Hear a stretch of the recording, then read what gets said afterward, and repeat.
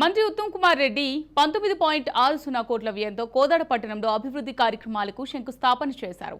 కోదాడను అన్ని రంగాల్లో అభివృద్ధి చేసి రాష్ట్రంలో అగ్రస్థానంలో నిలిపేందుకు కృషి చేస్తానని తెలిపారు.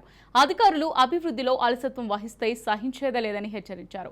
త్వరలోనే పెండింగ్లో ఉన్న పనులు పూర్తి చేయాలని ఆదేశించారు. ఏ సమస్య ఉన్నా సరే ఎమ్మెల్యే పద్మావతి ద్వారా తన దృష్టికి తీసుకురావాలని తెలిపారు. జాతీయ రహదారిపై ఉన్న కోదాడను విద్య, వ్యాపార, వాణిజ్య, పారిశ్రామిక రంగాల్లో అభివృద్ధి చేసేందుకు తాము ఇద్దరం కట్టుబడి ఉన్నామని వెల్లడించారు.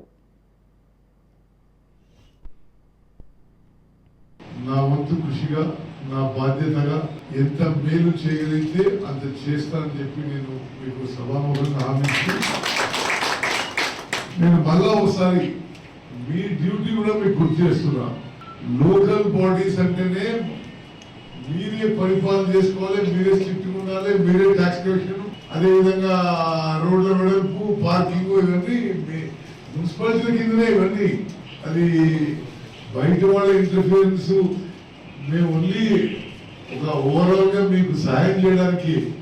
అసలు అడ్మినిస్ట్రేషన్ మీరే చేసుకోవాలి. ఎలక్టెడ్ బాడీగా మీరు తప్పనిసరిగా చేసుకుంటారని చెప్పి నేను ఆశిస్తూ కోదాడ మున్సిపాలిటీకి ముందు కూడా నా సహాయ సహకారాలు ఏమైనా అవసరం ఉంటే చేస్తా అని చెప్పి మనం చేస్తున్నా.